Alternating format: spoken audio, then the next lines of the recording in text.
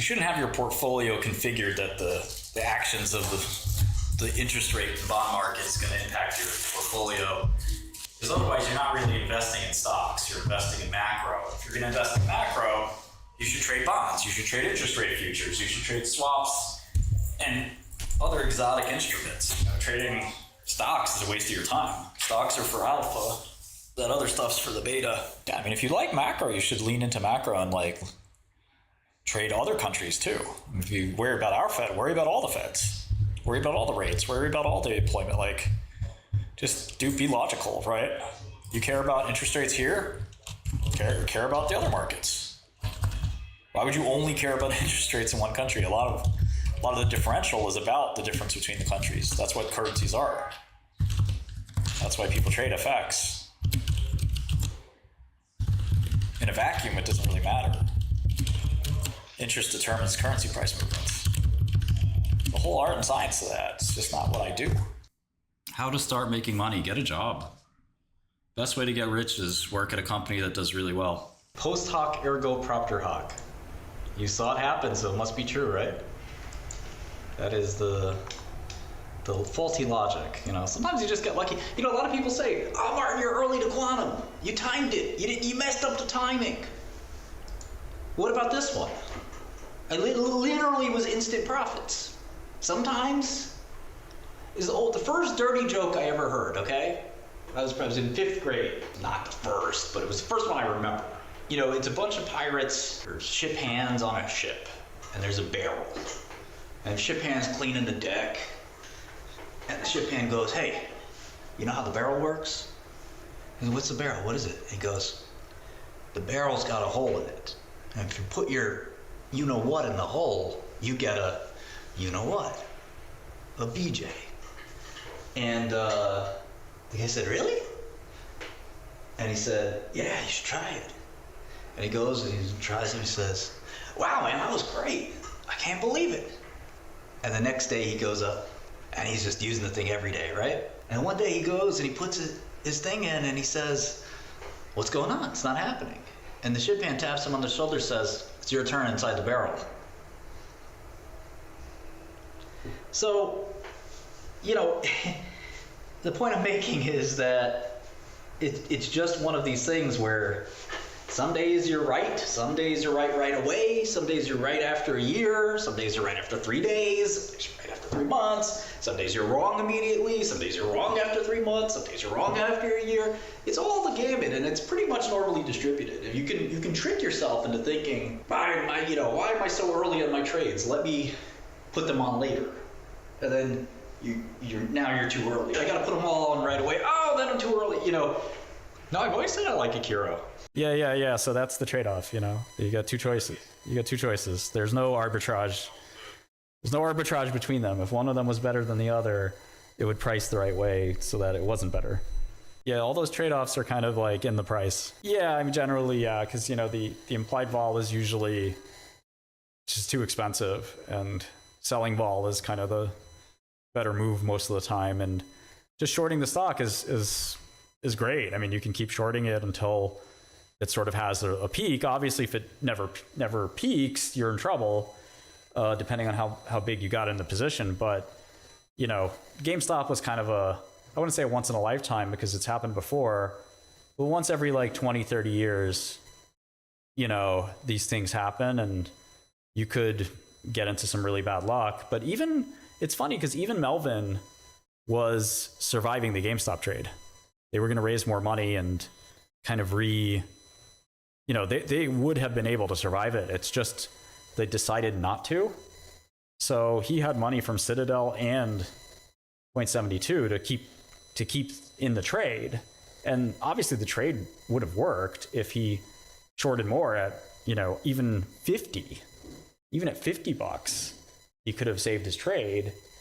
Forget 100 or 200 or 400 where it sort of flamed out within minutes. So, you know, shorting is not, I don't think most people understand it. I mean, one of the other things you could do in a short is you can increase your short as it drops, you know, which is what I've been doing in quantum. Quantum stocks have dropped, you know, around 30%. And if you have a 10% position, and it drops 30%, you have a 7% position now. So you can increase it again to 10%. If it drops another 30%, you can kind of keep increasing it. Obviously, at some point, the trade there's no more meat on the bones. But, you know, that's why people like me kind of get excited when the stock goes up on a short, because at some point, it's going to stop going up. And whatever that point is, as it drops, especially if there's no business model, you can just kind of ride the short down by pressing it more and more and more. So, you know, the onus now, like I started at 360, so I have no I have no skin in this fight, you know, and I increased and now I'm at 390 as an average. So for me, it's kind of disappointing because like I would much rather it be at 6 or 7 than I could get a 5% position on. And then as it dropped, I can increase that position to stay at 5% because this business isn't getting any better. The onus then shifts from the short to the long. The long has to prove it's worth $4. And it's really hard to do with negative gross margins. And again, this Walmart thing, they actually said this 5 years ago. So it's not really clear that, you know, they're actually expanding to anything, you know, because in 2020, they said the same thing, that they would expand to 5,000 Walmarts and Kroger's. In 2022, they said that. You can just ask ChatGPT, and ChatGPT will find you the old statements. So this new statement, I think they just throw this out there every time they they need the stock to go up. It's like, we're expanding our relationship with Walmart. Well, you know, you've been expanding it for 5 years now, and your revenue's done nothing but drop, and the gross margins are so awful. I don't think options flow is really that. I mean, if you're really interested in a stock, you know, and you're really, really all over it, then I guess so. But like, yeah, I don't know if I would spend too much time on options flow. Learn fundamental investing. You know, if you're really in the weeds of a stock, you know, it could be relevant, but it's not really what I like to do unless I'm really like trading size. Most individual investors aren't trading size. Now, if you think you can get something out of it, I just don't know. Yeah, I think the easy move is, when I think about stocks, sometimes I think about like, what's the easy move? And again, this is now getting into stock psychology, which I really don't believe in. But like, if you tell a hedge fund the stock's worth $1 billion and the stock's at 500 million, they're kind of like, that's more or less what it's already at, right? It's a double, but it's not like, there's error bars around what a stock could be or couldn't be, right? It's not like it's some simple. So the easy move is when it stops being like, oh, I don't even have to think about it. This is a no-brainer.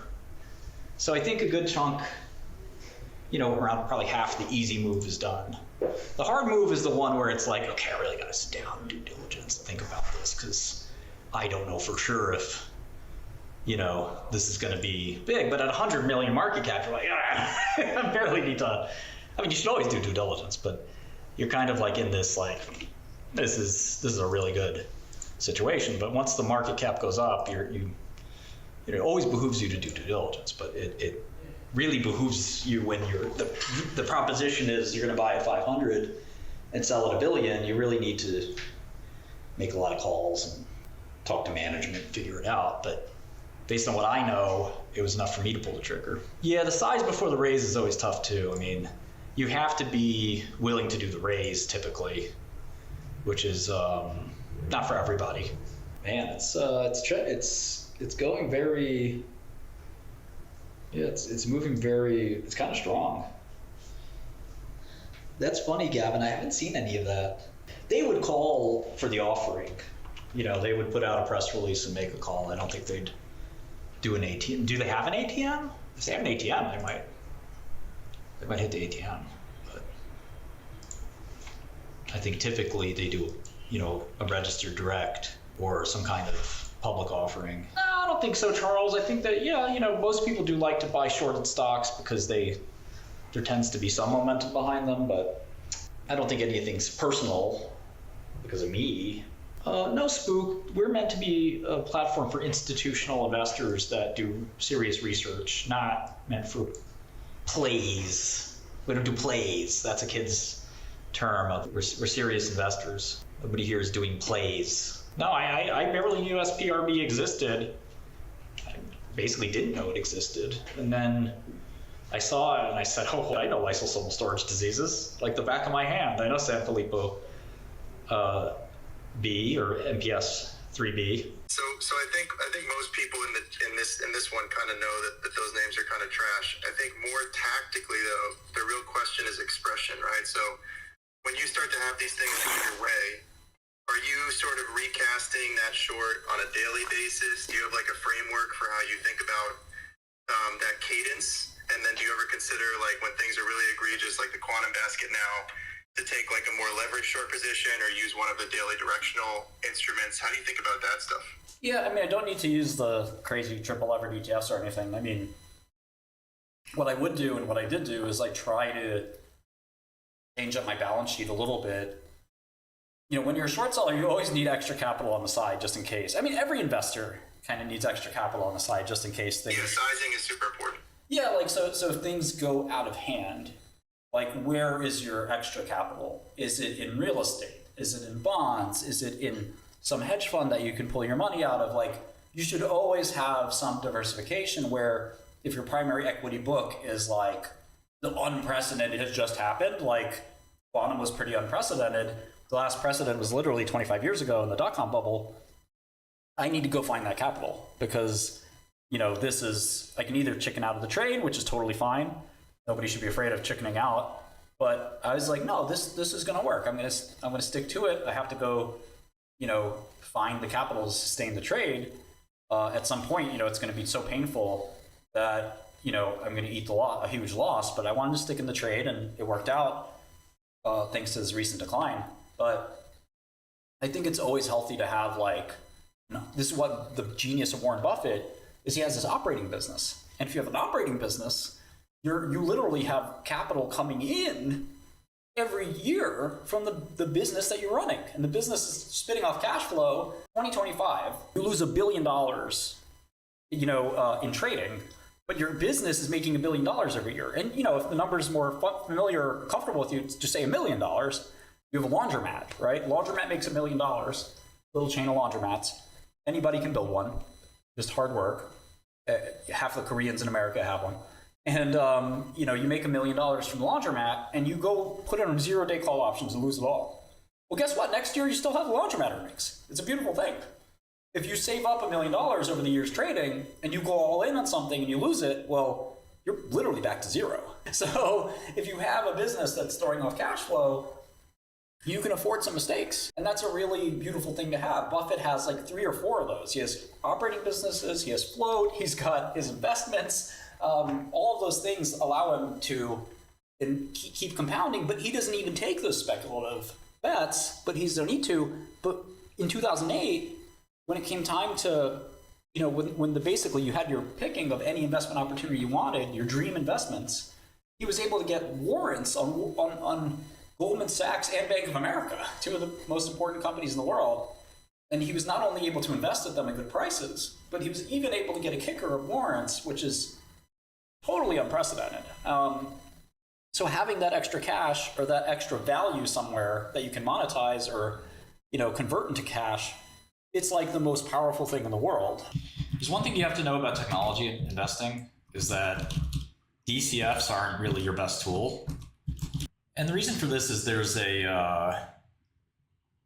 basically this sense that in technology, the incremental change matters quite a lot. All right, so the thing about technology investing is you have this is the company's historical revenue growth, let's say. And you kind of have to zoom into this box, but in essence, there's different ways things could go. If you get an inflection point that looks like this is kind of faster growth.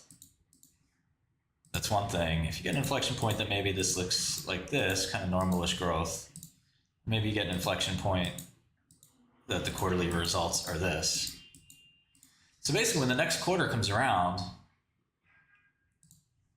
and you have to figure out where it's going, you might be surprised sometimes when a tech company reports, just like, say, if you zoom in on this guy, slightly better than expected earnings, and it goes up 25%. Why?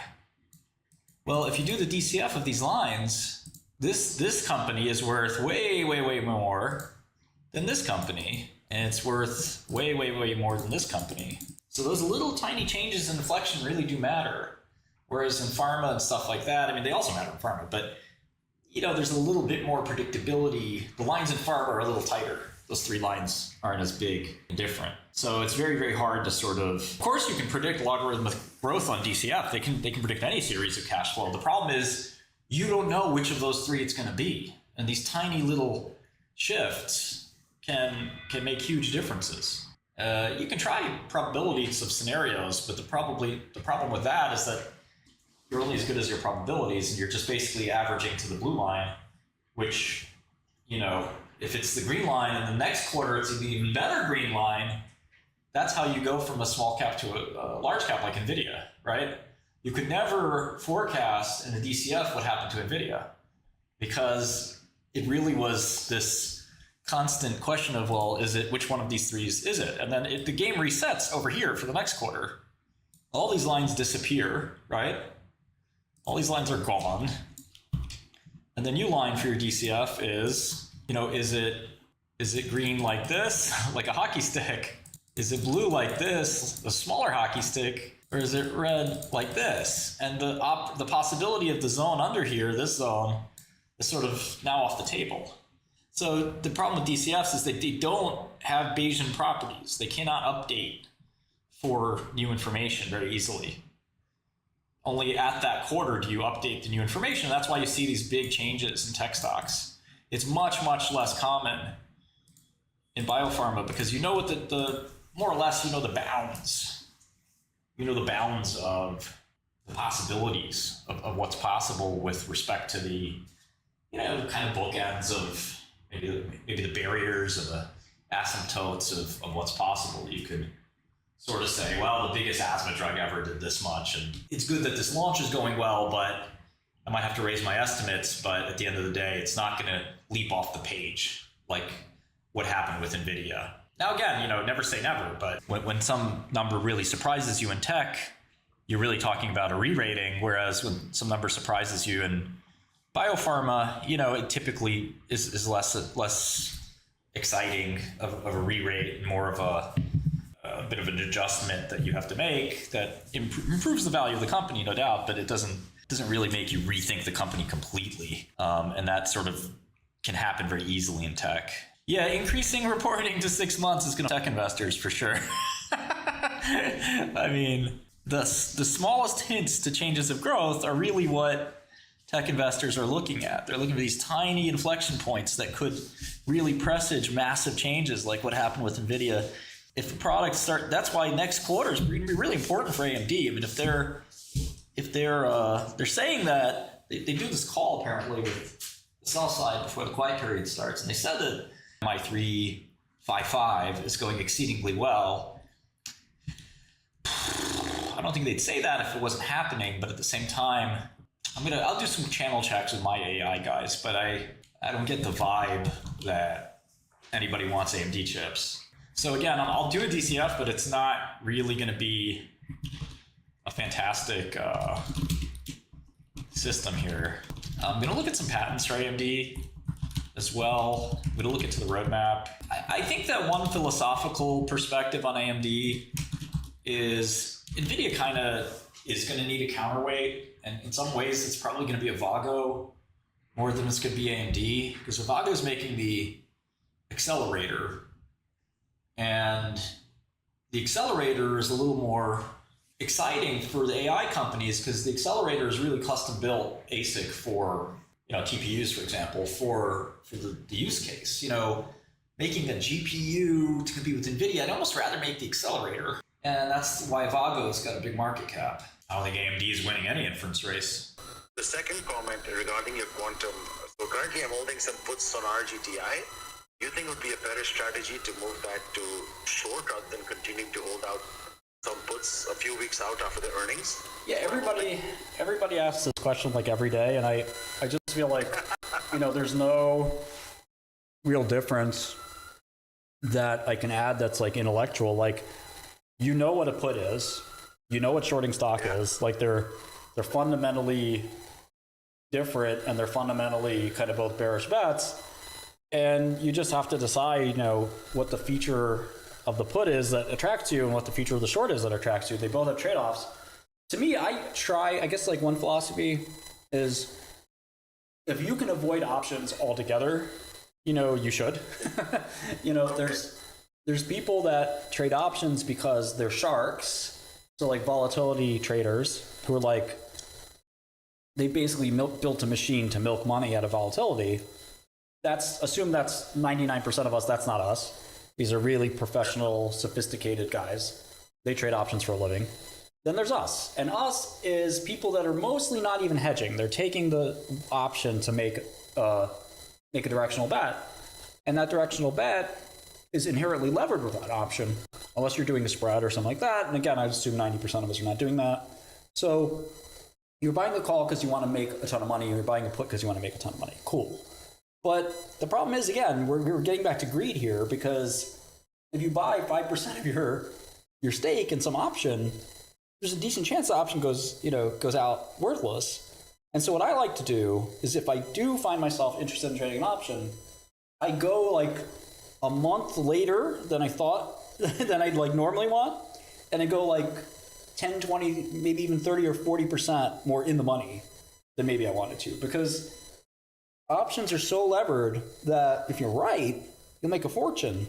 But if you're greedy, you could be 1 month off or 10% off and you lose everything. And I feel like, trading options is kind of like, it's just like really like, there's no need to do this. Like, there's no point in like if I like the stock 𝗟𝗪𝗔𝗀, and I've been buying it for a while now, and I think it's about to like double or something. And I'm like, oh man, if I buy the 20 calls or the 25 calls and it doubles, I'm going to make a zillion%. Cool, true. But I don't know that it's going to double next month or the month after, or quite frankly, at all. It may not, it may go down. And, to be the guy that lost a bunch of money, like Steve said, let's say it did 5%. Now I have $95 or cents on the dollar. Now I have to compound all over again. Why? Never lose money is the first thing. And I just threw 5% of my money away on a whim. And I know everyone here has done it. Every single one of you might be doing it right now on some call options, because I'm hoping to get that 100x or that 10x. And now I'm down to 95 cents on the dollar. Now I got to, like Sisyphus, I have to roll the boulder up the hill again. Then I get back to 100 cents by doing something smart. Then I throw it away again on doing something stupid. And I think just stop doing the stupid thing, just stop, if you're going to buy a call, like 𝗟𝗪𝗔𝗀 is 23 right now, okay, buy the 15 calls. Buy the 12 calls. Why do you need to buy the 20 calls? The stock's 15% away from that. I mean, if the stock drops to 20, the calls are worthless. You lose 99%. If the stock drops, even if the stock stays flat, you're going to lose money because of the implied vol. You're basically saying, I know the stock's going to be up by next month. Well, you don't. Nobody knows that. And I think like the market serves you up what you ask for. You want a whole boatload of risk? Okay, here we go. Just don't order a whole boatload of risk and then say you thought you were ordering, it's like you're ordering a big chocolate cake and you get, a chicken sandwich. You want the risk. The market will give you the risk. It's just a question of like you thinking that you're making a sane bet when you're really kind of making an insane bet. And if you do this 20 times, generally speaking, when you're buying options, like you're going to lose most of the time. So